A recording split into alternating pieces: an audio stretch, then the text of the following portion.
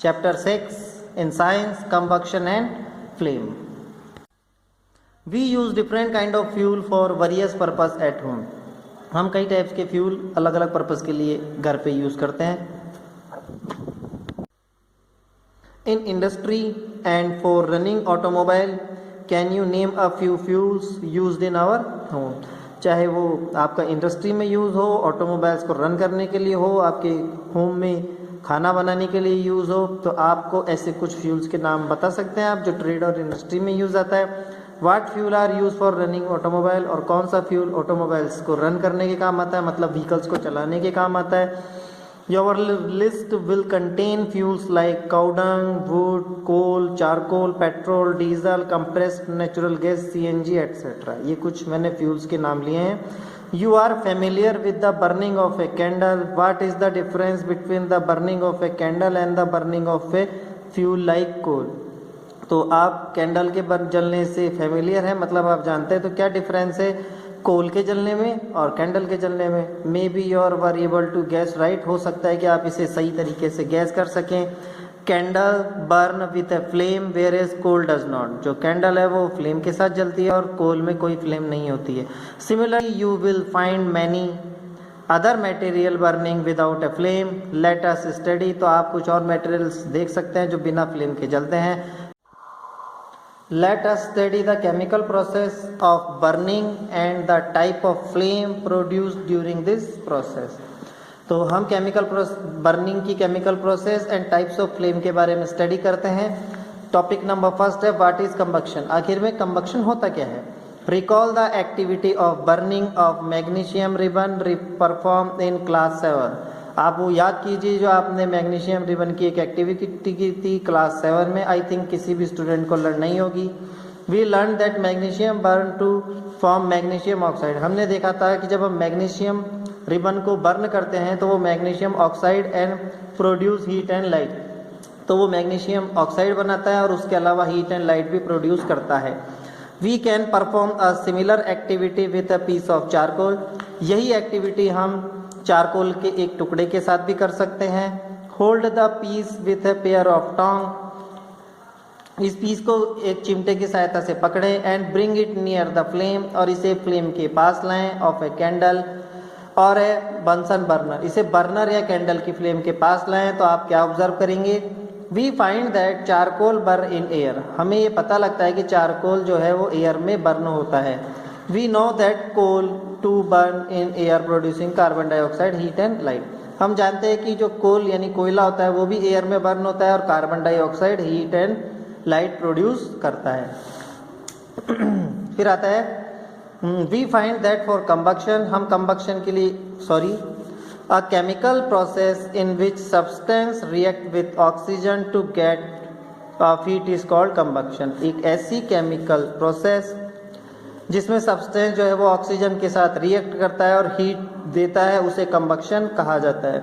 The substance that undergoes combustion is said to be combustible. तो ऐसा substance जो combustion में अंडरगोज यानी उसमें रिएक्टेंट के तौर पे काम में आता है उसे कंबस्टिबल कहा जाता है. It is also called a fuel. इसे फ्यूल भी बोला जाता है. The fuel may be solid, liquid और गैस. फ्यूल सॉलिड, लिक्विड और गैस कैसा भी हो सकता है. The fuel may be sometime light is also given है ड्यूरिंग कंबक्शन. कभी कभी कंबक्शन प्रोसेस में लाइट भी निकलती है. Either as a flame as a glow. जैसे कोई फ्लेम ग्लो कर रही हो. In the reaction mention above magnesium and charcoal are combustible substance. तो हमने जो मैग्नीशियम रिबन और चारकोल के पीस की बात करी थी वो भी कंबस्टिबल सब्सटेंस में आते हैं. We find that for combustion. हमें ये पता चला है कि कंबक्शन में एयर इज नेसेसरी. हवा की जरूरत होती है. The candle burn freely in case. तो कैंडल बर्न करेगी फ्री कैसे? A when air can enter the chimney from below. जिसमें नीचे से एयर चिमनी में एंटर करेगी तो वो जलेगी.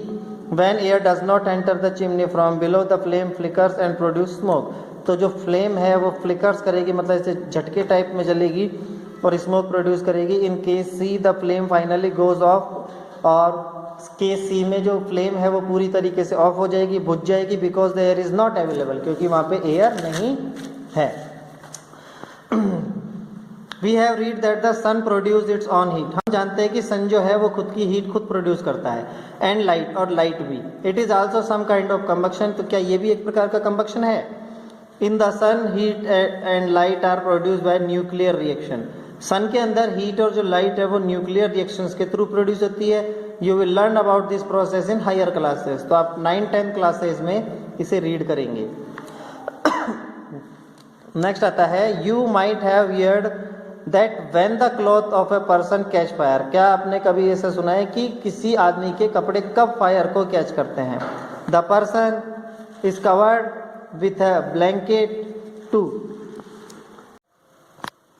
You might have heard the when the clothes of a person catch fire, आपने कभी सुना होगा कि किसी पर्सन के जो क्लॉथ्स थे उन्होंने फायर कैच करी। The person is covered with a blanket to extinguish fire, can you guess that? तो फायर को बुझाने के लिए उस पर्सन को ब्लैंकेट से कवर किया जाता है। Now recall some of your experience, अब आपके कुछ एक्सपीरियंस देखते हैं, याद कीजिए उन्हें।